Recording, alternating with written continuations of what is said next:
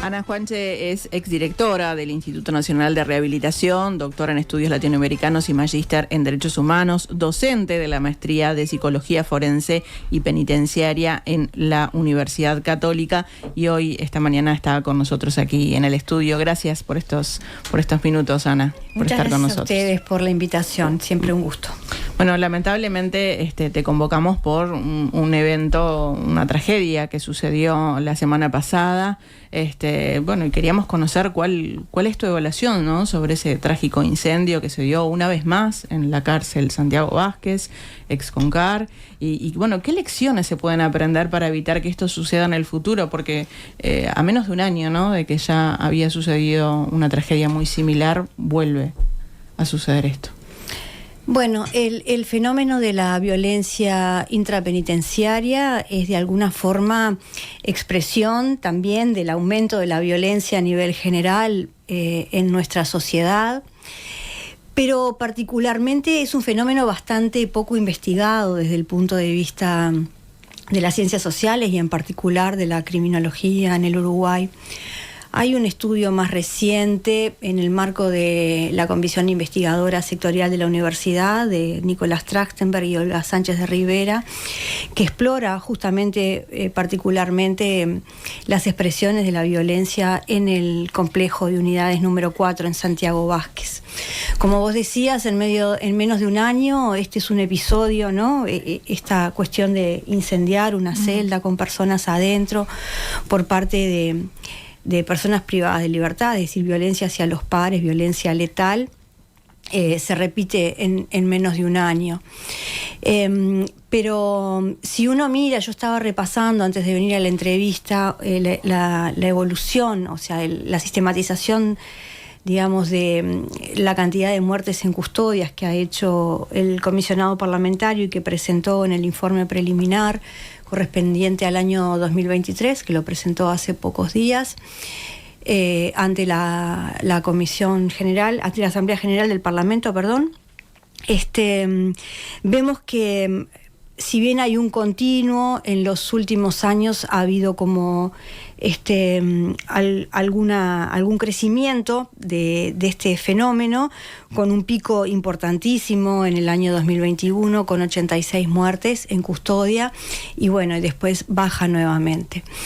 Dentro de las muertes en custodia están las muertes violentas, ¿verdad? Las que tienen que ver con homicidios por parte de pares. También hay muertes derivadas de enfermedades crónicas, es decir, y bueno, y hay otras que todavía están en vías de dilucidación. El comisionado además ha enfatizado la necesidad de aplicar el protocolo de Minnesota para investigar justamente exhaustivamente el contexto de las muertes bajo custodia, porque el argumento, entiendo yo, de que las personas se matan entre ellas no es de recibo, porque es el Estado quien tiene la responsabilidad de velar por la integridad física, por la protección integral de las personas privadas de libertad.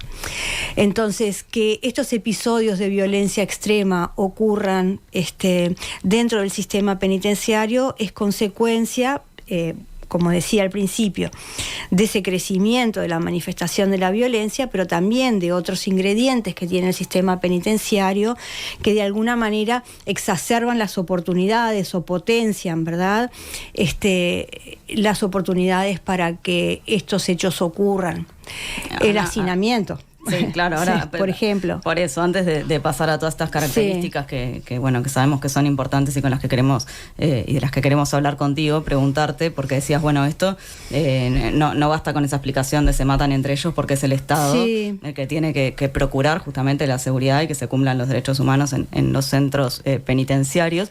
Y en ese sentido, bueno, al otro día de este incendio no hubo ni comunicados oficiales, ni conferencia de prensa por parte de las autoridades. ¿Cómo lees este silencio? Bueno, siempre en torno a las muertes violentas hay un proceso de investigación, tanto administrativa, después también el Estado necesita hacer la denuncia penal, ¿verdad? Referido a eso, tiene que actuar la Fiscalía, me consta que esa misma tarde se hizo presente y se transcurrió todo el proceso de investigación, pero bueno, hay cuestiones relacionadas con la comunicación adecuada, asertiva, a las familias, ¿verdad? De estas personas que fueron asesinadas. Hay también procesos de alguna manera de transparencia o de poner la información de acceso público también para toda la comunidad, que necesitan ser aceitados. Todo el tema de la comunicación relacionada con los asuntos penitenciarios es un tema sobre el que el Estado tiene una gran deuda a nivel de datos, a nivel de cómo circula la información, a nivel de transparencia y de trazabilidad de la información. Particularmente la Familias Presentes, la Asociación de Familiares de Personas Privadas de Libertad, en su comunicado expresó la preocupación, el malestar, porque los datos de las personas circularon antes de que se realizara la comunicación oficial a los familiares, ¿no? Es decir, que las familias se enteraron de manera informal, a través de los medios, a través de los mensajes de WhatsApp que circulaban, ¿verdad?, por las redes sociales, y bueno, y esto necesita ser corregido, ¿verdad?, en el sentido de que tiene que haber protocolos de comunicación, como decía hace unos minutos, asertivos, que pongan por delante los derechos de las propias personas y directamente afectadas. Ahora, llama la atención esto de que, como tú decías, es responsabilidad del Estado este tipo de situación, que no hayan salido a decir nada las autoridades. Bueno, la verdad es que no puedo brindar opinión en ese sentido. Probablemente tenga que ver también con decisiones de comunicación política, que particularmente en este momento me trasciende poder analizarlas, pero son temas sensibles. Probablemente estuvieran explorando cuál era la mejor estrategia de comunicación para eso, y bueno, se cometen errores de este tipo, ¿verdad? Y teniendo en cuenta eso que vos decís, Ana, al día siguiente el ministro del Interior, Nicolás Martinelli, dio una entrevista en Radio Universal donde dice y promete que de acá a 18 meses se estaría terminando con el hacinamiento carcelario. En esto, bueno, de pensar la mejor comunicación posible, más teniendo en cuenta lo sensible de la situación, ¿qué pensás de estas declaraciones, de esta promesa de Martinelli en este marco? Bueno, la creación de nuevos cupos penitenciarios ya estaba presente desde la ley de presupuesto, las sucesivas leyes de rendición de cuentas, y el Ministerio se había comprometido a eso. Está en proceso de licitación la construcción de la nueva cárcel de mujeres en el predio de la unidad número 1 de modalidad de participación público-privada, también los nuevos módulos en el Penal de Libertad, con la promesa de cerrar el viejo celdario que se construyó a efectos de la prisión de los expresos políticos en la dictadura. Y también eso aparentemente, según las declaraciones del ministro, podría en 18 meses abatir el hacinamiento, que promedialmente anda por encima del 120%, que es el límite que la comunidad internacional entiende como superior a 120, es hacinamiento crítico, es decir, es el 20% más de la capacidad que tiene el sistema, pero hay que tomar en cuenta que eso es promedialmente, creo que anda como en 124% la densidad. Sin embargo, hay unidades como la cárcel de mujeres donde el hacinamiento es del 169%, es decir, casi 50 puntos porcentuales más por encima de lo considerado crítico. Hay en determinados módulos del COMCAR donde por ejemplo, en el 4, donde el hacinamiento es del orden casi del 180%, ¿verdad? Uh-huh. Y en otras unidades como la de Canelones, la del Penal de Libertad. Y con relación a eso, el hacinamiento es parte sustantiva del problema, es parte explicativa, pero porque tiene un correlato con la incapacidad que ha tenido el Estado de acompasar la creación de plazas, ¿verdad? Porque exige presupuesto, exige un plan de obras, exige una gestión, al tiempo que toma las decisiones de política criminal, como de aumentar los niveles de prisionización, ¿no? Entonces, bueno, todo esto tiene que ver con justamente con una planificación adecuada de lo que va a impactar en la gestión de la ejecución penal. Es decir, si sabíamos probablemente, ¿no?, a partir de la ley de urgente consideración que iba a engrosar, ¿verdad?, la tasa de crecimiento de las personas privadas de libertad, y que ya había, cuando finalizó la administración pasada, en términos absolutos no había hacinamiento, pero en términos relativos sí, porque había problemas de distribución. Las cárceles del área metropolitana siempre estuvieron mucho más superpobladas que las cárceles del interior del país, porque el delito en Uruguay es fundamentalmente de las grandes metrópolis, ¿verdad?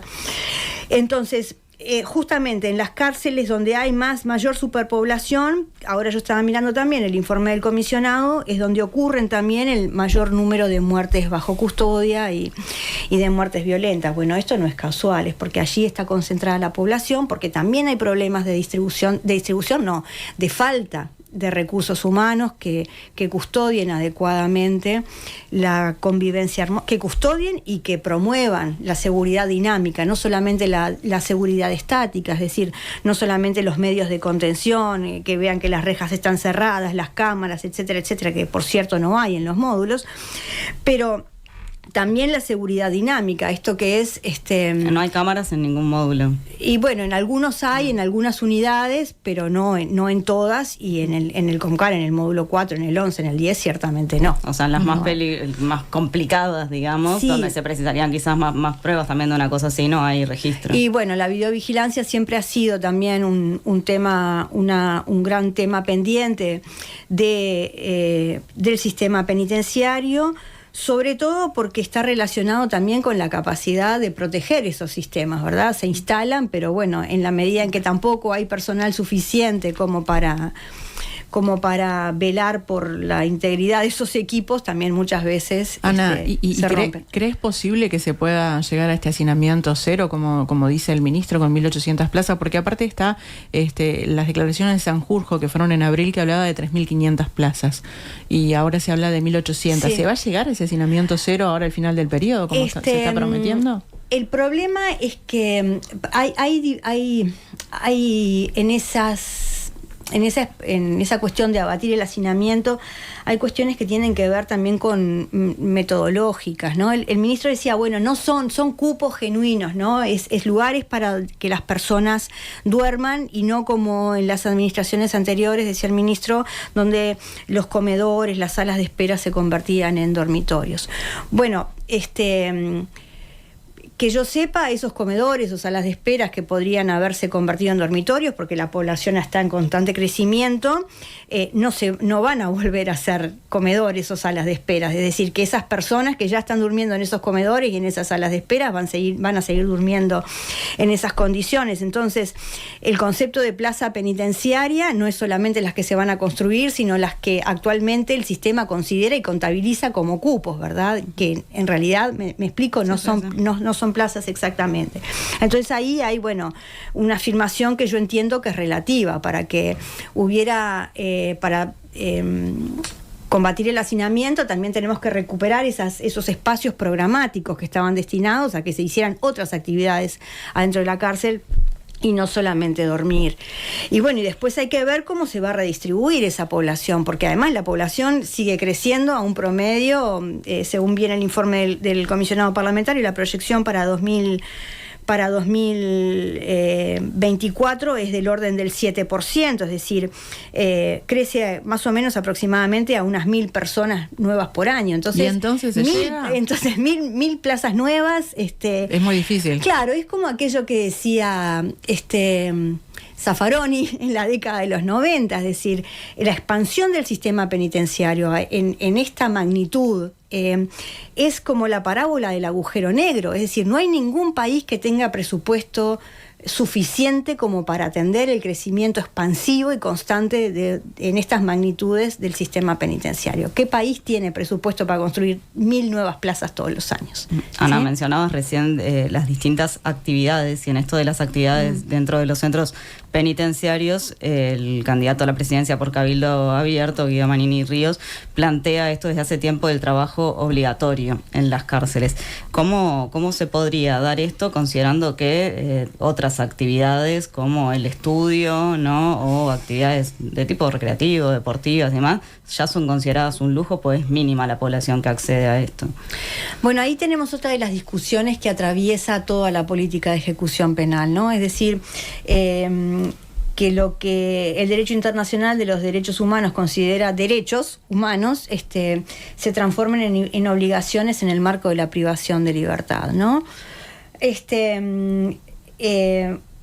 En cualquiera de los casos, si el trabajo se garantizara como un derecho, ¿no? Con todas las prestaciones que están asociadas a ese derecho, o se impulsara como una obligación, cosa que yo entiendo que es bastante desinteligente, deberían generarse los cupos suficientes como para decir, bueno, esto es trabajo, no es ocupación, ¿verdad? Tiene que ver con justamente, si vamos a obligar a las personas, bueno, ¿cuáles son esas prestaciones? ¿Se va a pagar el salario? ¿Cuál va a ser ese salario? ¿Las personas van a tener derechos sociales, ¿no? A la previsión, a las vacaciones, al aguinaldo, qué sé yo, a todas las cuestiones al salario vacacional que van asociadas al derecho al trabajo. Y además, ¿tiene el Estado la capacidad de brindar, ¿verdad?, cupos laborales para las 16.100 personas que hay hoy privadas de libertad en el Uruguay? Entonces, lo mismo que decíamos, la oferta a nivel de trato penitenciario, en educación, en trabajo, deporte, recreación, ocio, tiempo libre, todavía sigue siendo marginal frente a la demanda y frente a la cantidad de personas privadas de libertad. Entonces, el debate sobre establecer obligaciones parece una cuestión más demagógica que de posibilidades reales de concretar. Y vos ahora hablabas, bueno, de las ofertas, ¿no? En ese sentido, ¿se ha mejorado en estos 5 años? ¿Cuáles son las condiciones hoy de los reclusos en ese sentido? Bueno, nuevamente, si miramos las fuentes de información oficial y podemos mirar el informe del comisionado parlamentario, el acceso de las personas a la educación y el trabajo todavía, como decía recién, es de niveles muy marginales, ¿no? Y si podemos ver acá, yo traje la gráfica para consultar, si uno ve la cantidad total de población privada de libertad y cómo la clasifica el comisionado parlamentario en cuanto a la capacidad de acceder a oportunidades de rehabilitación, esto para 2023 solamente el 17% de todas las personas privadas de libertad accede a buenas oportunidades de rehabilitación. Esto es no solamente los programas de trato, sino también los programas de tratamiento penitenciario, que son aquellos que van dirigidos a intervenir sobre los factores criminógenos asociados a la conducta delictiva, que también son muy fragmentarios en el Uruguay, muy testimoniales. Pero lo que sí es alarmante es que este año, por primera vez, el mayor porcentaje es el de las personas que viven en circunstancias de tratos crueles, inhumanos o degradantes. Eso es el 43% de la población, ¿sí? Y otro 40% vive en condiciones de insuficientes oportunidades de rehabilitación. Quiere decir que si sumamos a quienes sufren tratos crueles, inhumanos o degradantes, más quienes sufren condiciones insuficientes de rehabilitación, estamos en el 83%, ¿no? Es decir, que eso habla del fracaso total del sistema penitenciario en su función principal, que es la de rehabilitar a las personas privadas de libertad. Y esto con algunas variaciones en los últimos años, pero también tenemos que ser honestos, ¿no? Es un problema estructural, un problema endémico del sistema penitenciario, que se ha registrado en crecientes niveles de gravedad desde la salida de la reapertura democrática hasta el día de hoy, y que no ha sido zanjado mediante una discusión de fondo sobre la política criminal, para qué vamos a usar la cárcel, para quiénes vamos a usar la cárcel, poder tener adecuados adecuados perfiles criminológicos para determinar si esa es la medida que necesita la persona y salir de alguna manera de estas respuestas fáciles que sin embargo tampoco contribuyen a reducir la tasa del delito, porque si dijéramos, bueno, tenemos más personas encarceladas y el delito desciende, pero esto no sucede, o sea, la relación no es biunívoca, encarcelamos más, baja el delito, no. Y ahora, ¿cómo afecta esta falta de rehabilitación a la seguridad en general después, porque estas personas privadas de libertad salen del sistema penitenciario? Es una excelente pregunta, porque eso contribuye a que podamos entender que las condiciones altamente deficitarias de nuestras cárceles repercuten en la seguridad. El año pasado, por primera vez, el país estimó la reincidencia, con algunas disquisiciones metodológicas, ¿verdad? Porque no es reincidencia, es reincidencia penitenciaria, es decir, se mide el reingreso de una persona a la cárcel, ¿no? Es decir, si alguna vez, en algún momento previo, en ventanas de 6, 1 año y 3 años, la persona vuelve a ingresar a la cárcel, ¿no? No se contemplan las personas que tienen antecedentes no privativos de libertad, ni las personas que tienen antecedentes como adolescentes infractores, entre otras disquisiciones metodológicas. Pero ahí vemos que 3 de cada 10 reinciden a los 6 meses de haber salido de la cárcel. Y que a los 3 años, en la ventana más amplia que mide este indicador, lo hacen el 64% de las personas. Es decir, más de 6 de cada 10 a los 3 años vuelve a entrar a la cárcel. Entonces esto es un indicador fortísimo y contundente de la ineficacia del sistema. Quiere decir que si el sistema no rehabilita y las personas vuelven a reincidir, es un problema de seguridad. No solamente porque no estamos cumpliendo con el mandato de rehabilitación, sino porque la incapacitación, o sea, el uso más clásico, más básico de la cárcel, que es incapacitar a las personas para que cometan delitos, en el mejor de los casos, suponiendo que no cometen delitos aún estando privados de libertad, se ve interrumpido por periodos muy cortos, ¿no? Porque, como decíamos, 3 de cada 10 vuelven a delinquir en los 3 meses posteriores y vuelven a ingresar, vuelven a delinquir, no, vuelven a reingresar, es decir, probablemente hayan delinquido antes y así sucesivamente hasta llegar a esos casi 7 de cada 10. ¿Y qué estrategias se pueden implementar para mejorar la rehabilitación y justamente reducir la reincidencia? En realidad, a mí siempre me gusta nombrar como 2 grandes combos de estrategias. Por un lado, me parece que una de las cuestiones que es fundamental y que es previa a pensar las estrategias para reducir, la reincidencia, es pensar en las estrategias para reducir el uso de la cárcel y evitar el fenómeno de contaminación criminógena que tiene en sí misma la cárcel, ¿no? Porque una persona que ingresa a la cárcel con bajo pronóstico de reincidencia, el Instituto Nacional de Rehabilitación a partir de 2018 incorporó herramientas estandarizadas para evaluar el riesgo de reincidencia de una persona cuando ingresa al sistema penitenciario. Entonces, si la persona ingresa con riesgo bajo, contraintuitivamente a lo que pensamos, si la encarcelamos, ese riesgo no va a disminuir, ese riesgo se va a acentuar. ¿Por qué? Justamente porque está en contacto en un ambiente criminógeno, con pares criminógenos y además en condiciones fundamentalmente deficientes, ¿verdad? Sin oportunidades de rehabilitación. Entonces, quiere decir que a esa persona que si hubiéramos encontrado estrategias alternativas como las medidas adecuadamente, medidas alternativas o en comunidad adecuadamente supervisadas, ¿verdad? Con planes de supervisión estructurados, con personal para la vigilancia, descentralizadas en el territorio, etcétera, etcétera, etcétera, en el que converjan los diferentes servicios del Estado, podríamos no solamente reducir la presión sobre el sistema penitenciario, sino brindar alternativas más útiles en términos de rehabilitación, porque no estaríamos acentuando el pronóstico de esa persona. Pero además otras, ¿verdad? Como, por ejemplo, está también con escasa evidencia o con datos dudosos, pero se habla mucho de la prevalencia del uso problemático de drogas, ¿verdad? En la privación de en las personas privadas de libertad, aunque no tenemos muy clara la relación de esa prevalencia del uso problemático con el delito, es decir, si actúa como un riesgo criminógeno asociado al delito o no. Sin embargo, también sabemos que muchas de esas personas que son usuarias problemáticas de drogas llegan al delito como correlato de ese uso problemático, ¿verdad? Es decir, delinquen para consumir o lo que fuere. Bueno, hay experiencias en el mundo de mecanismos de derivación. Podemos discutir a fondo la justicia terapéutica. Es un aspecto muy controvertido también, que tiene bibliotecas a favor y bibliotecas en contra.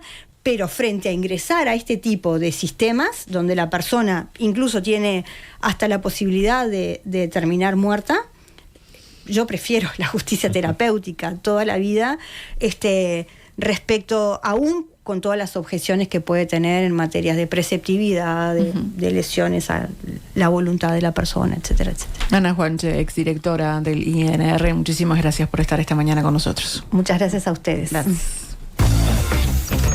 Nada que perder. Producción general, Enzo Adinolfi.